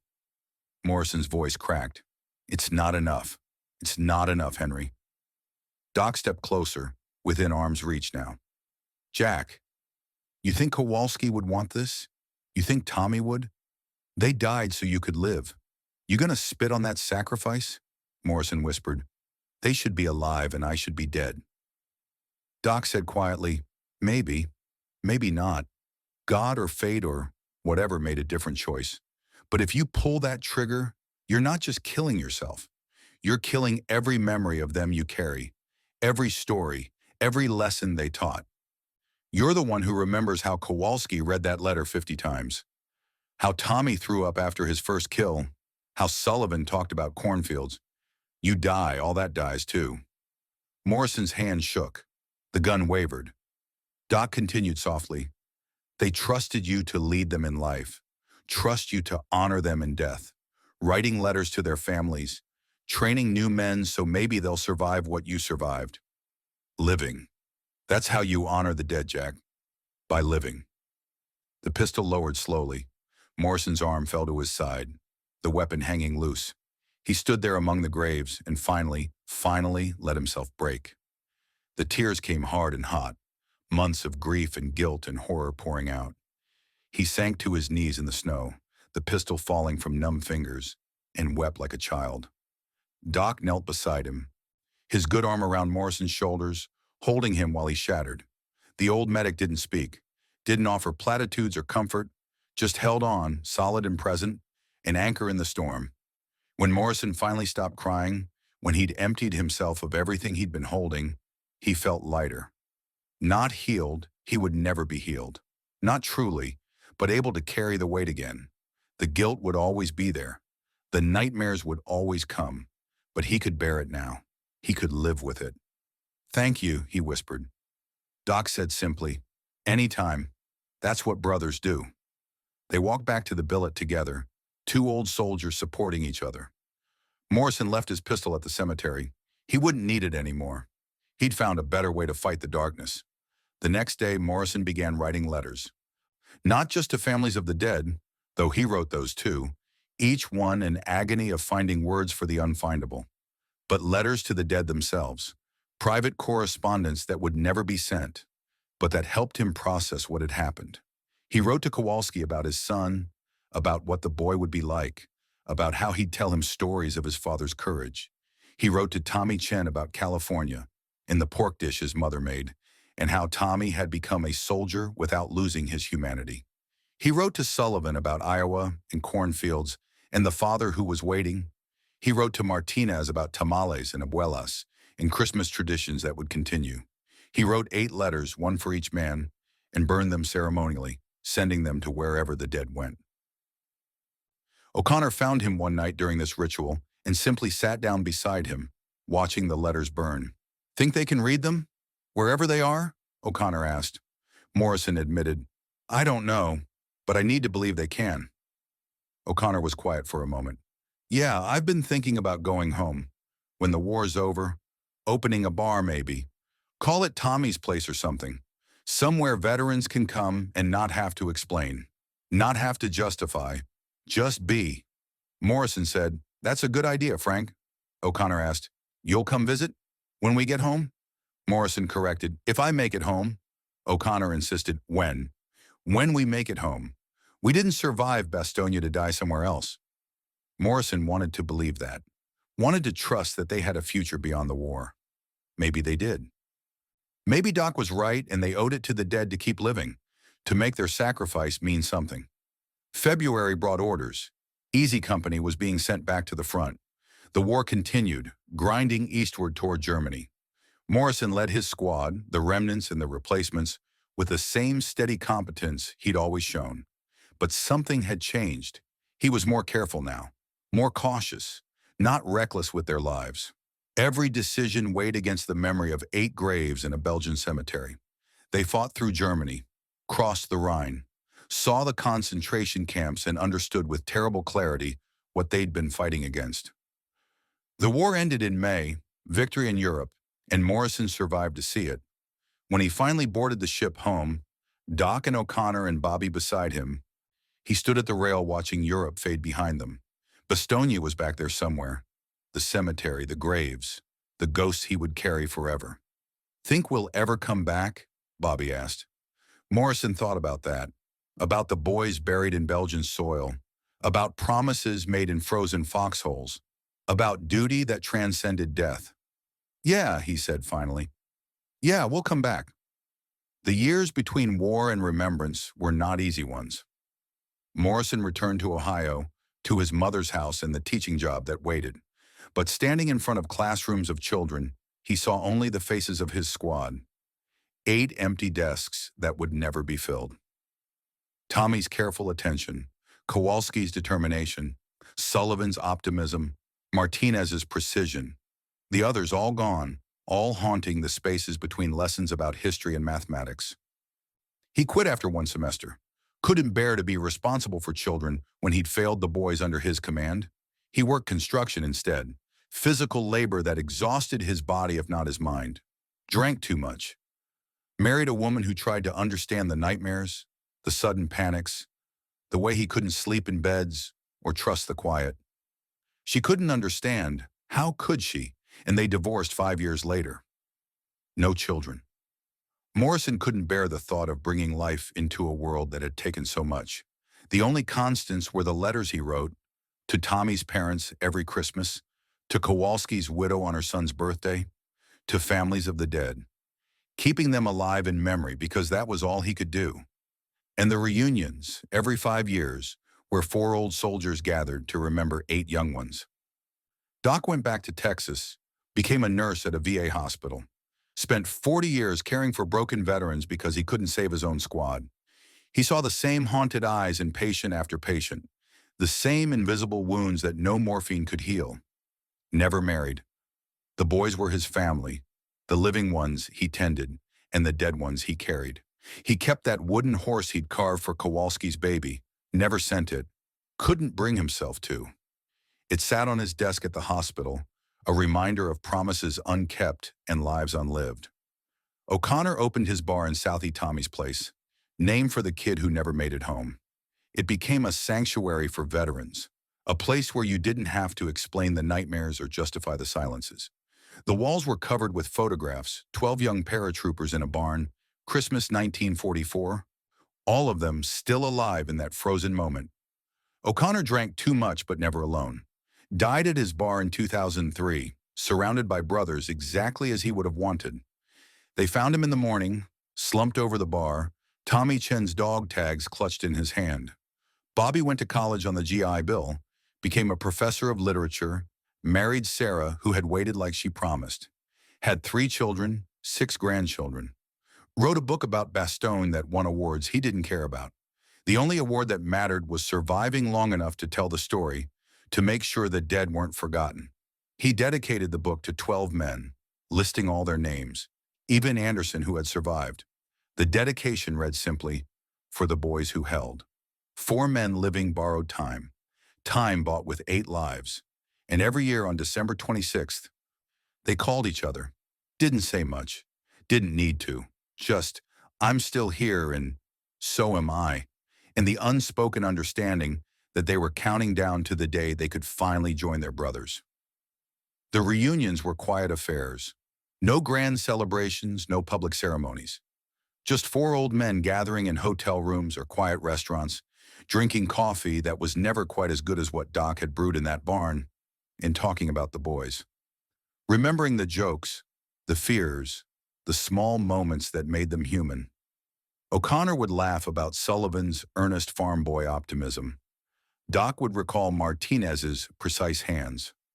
Bobby would read sections from his book, and Morrison would sit quietly, the dog tag still in his pocket after all these years, listening to his brothers resurrect the dead through memory.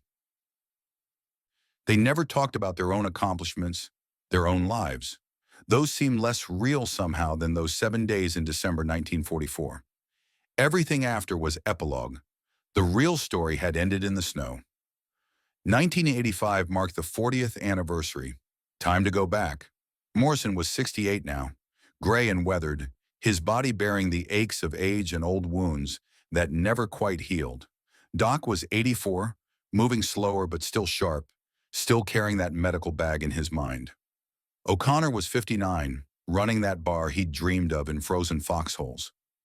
Bobby was 62, a professor emeritus, having written 3 more books, but none that mattered as much as the first. They returned together, 4 old men in a rental car, driving through a Belgium that barely resembled the frozen hell they remembered. The country had rebuilt. The scars had healed mostly, but the memories remained, crystalline and unforgiving. The cemetery had grown. More crosses, more names. The 8 men Morrison had led were still there, their markers weathered but maintained. Someone had left flowers. The Belgian people, perhaps, who had never forgotten what had been sacrificed for their freedom. Morrison stood in front of Kowalski's grave, his joints protesting the cold that never really left his bones. In his pocket, he carried that letter still, the one Jeannie had read 50 times. He'd finally sent it back to the widow 20 years ago, along with a letter of his own explaining how her husband had died thinking of her and their son. She'd written back. The boy had grown up strong, had joined the army himself, served with honor in Vietnam, had a son of his own now, named Eugene. The letter had come full circle. Still miss them, O'Connor said softly. His Boston accent had faded over the years but never disappeared entirely. Every day I miss them. Bobby agreed.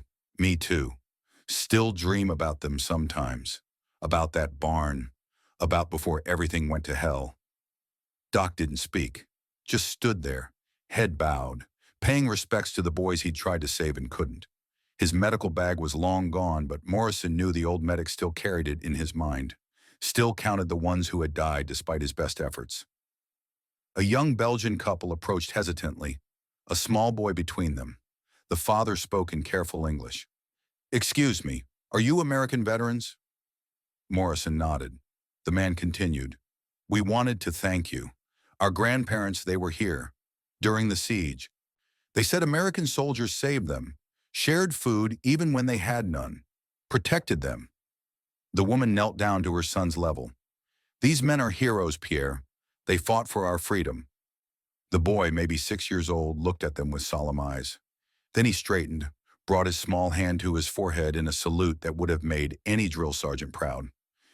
Morrison returned the salute gravely, and beside him, his brothers did the same. 4 old men honoring a child who represented everything they'd fought for. Innocence, future, hope. When the family left, Morrison felt something shift inside him. Not healing exactly. The wounds were too deep for that, but something like peace. They had held. Against everything, they had held. And 40 years later, children played in Belgian streets that might have belonged to Hitler if they had failed. O'Connor asked the question that haunted all of them. Was it worth it? All of it.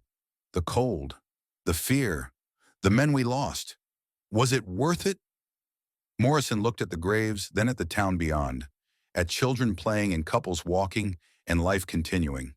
He thought about Kowalski's grandson, named Eugene, growing up free, about Tommy Chen's parents receiving letters that told them their son had died with honor, about the 8 men who would never grow old but whose sacrifice had bought freedom for millions. "I don't know if it was worth their lives," he said slowly, "but they gave them anyway, and we lived with what they bought. That has to mean something." Doc cleared his throat. "We answered the call. We stood when others fell. That was enough." Bobby put his hand on Tommy Chen's cross. "I still write them letters sometimes, in my head. Tell them about the world they missed, the good things, the bad things, everything they paid for." O'Connor asked, "Do they answer?" Bobby replied, "Sometimes in dreams. They're always young, always how I remember them, never angry, never regretful, just there, reminding me to live the life they couldn't." They stood together in silence, 4 old men and the ghosts of 8 young ones. The sun was setting, casting long shadows across the crosses. In the distance, church bells rang, calling people to evening mass. Life continued. Life always continued. Morrison felt the dog tags in his pocket, worn smooth by 40 years of caring. He'd kept them all this time, unable to let go. Now finally, he understood what Doc had tried to tell him in 1945. The dead didn't need dog tags. They needed to be remembered, honored, lived for. He knelt slowly, his knees protesting, and pressed his hand against Kowalski's cross. "We kept the promise, Jeannie. We lived. We told your story. We made sure nobody forgot." He moved to each grave in turn, speaking quietly to men who couldn't hear, but who he needed to address anyway. To Tommy, to Sullivan, to Martinez, to all of them. Telling them that their deaths had mattered, that they were remembered, that their brothers had carried them for 40 years and would carry them until the last veteran fell. When he was done, he stood and his brothers gathered around him. Doc's hand on his shoulder, O'Connor's arm around his waist for support, Bobby standing close, solid and present. 4 men who had survived hell together and had come back to honor those who hadn't. "Brothers don't leave brothers behind," Morrison said quietly. "Not in Bastogne, not ever." They echoed, "Not ever." The sun set completely, darkness falling over the cemetery. But it wasn't a frightening darkness. It was peaceful, quiet, a blanket rather than a shroud. The dead rested easy here, tended and remembered. The living could finally rest too. They walked back to their car slowly, four old men supporting each other, heading back to the hotel where they would spend the night telling stories. Stories about a barn and a squad, and 7 days in December when they had held a frozen crossroads against the darkness. Morrison died in 1992 in his sleep, surrounded by family he'd finally allowed himself to have in his later years. A daughter who had never quite understood the nightmares but loved him anyway. Grandchildren who knew Grandpa had been in the war, but not what the war had done to him. His last words, according to his daughter, were, "Tell the boys I'm coming." He was buried in Ohio with full military honors. They draped his coffin with a flag and fired a 21-gun salute. But more importantly, they buried him with Kowalski's letter in his pocket and 8 sets of dog tags around his neck. At the funeral, 3 old men stood at attention despite their age. Doc, O'Connor, and Bobby, saluting their brother one last time. Doc followed in 1998, his body finally giving out, though his spirit never had. He died at the VA hospital where he'd worked, surrounded by veterans he'd cared for. 200 of them attended his funeral, men whose lives he'd touched, whose wounds he'd tended. They buried him with his medic's bag, finally allowing the old soldier to rest. The bag contained one item that surprised no one who knew him, that wooden horse he'd carved for Kowalski's baby 44 years earlier. He'd kept it all that time, a promise remembered even if unfulfilled. O'Connor passed in 2003, found dead at Tommy's place, a drink in his hand and a smile on his face. They said he'd been telling a story about Sullivan and cornfields when his heart just stopped. The bar still operates today, run by his nephew who never served but understands the sacred space his uncle created. Above the bar hangs that photograph. 12 young paratroopers in a barn, Christmas 1944, all of them still alive, still together. Regular customers know not to sit at the last stool on the left. That's Tommy's seat, and it stays empty. Bobby lived longest, dying in his sleep in 2015, Sarah beside him until the end. His book, Brothers of Bastogne, had become required reading at West Point, assigned to every cadet studying small unit leadership. He left instructions, specific and clear: cremate me, scatter my ashes in Belgium with my squad. Let me finally go home. His children honored that request, flew to Belgium with a simple urn, and scattered his ashes across the cemetery, the wind carrying them across 8 white crosses. Sarah went with them, though she was 92 and the trip nearly killed her. She scattered a handful of ashes herself, whispering, "Thank you for bringing him back to me, even if it took 40 years. They were, all of them, 101st Airborne until the last breath. They had held Bastogne. They had honored the fallen. They had done their duty. Now finally they could rest. The story ends, but the memory endures. Of 12 men who went to war, of 8 who gave everything, of 4 who carried them home, not in body but in memory and honor and love. Brothers to the end, brothers beyond the end. In the frozen crossroads of Bastogne, they had held the line, and 70 years later, their names remain. Morrison, Williams, O'Connor, Jackson, Kowalski, Chen, Sullivan, Martinez, Anderson, DeLuca, Hayes, Porter, Murphy. 12 names, 12 men, 1 squad, 1 story. The story of brothers who refused to break, who held when holding seemed impossible, who sacrificed so that others might live. Their graves are tended still. Flowers appear every December 26th, left by people who never knew them, but know what they did. School children visit on field trips, learning about the Battle of the Bulge, about the siege, about ordinary men who became extraordinary through circumstance and choice. The cemetery is quiet now as Belgium itself is quiet. The war long over, the scars long healed. But if you stand there at dawn, when the mist rises from the fields and the light is just beginning to break, you can almost hear them. The sound of men in a barn, laughing about terrible food and dreaming of home. The sound of brothers,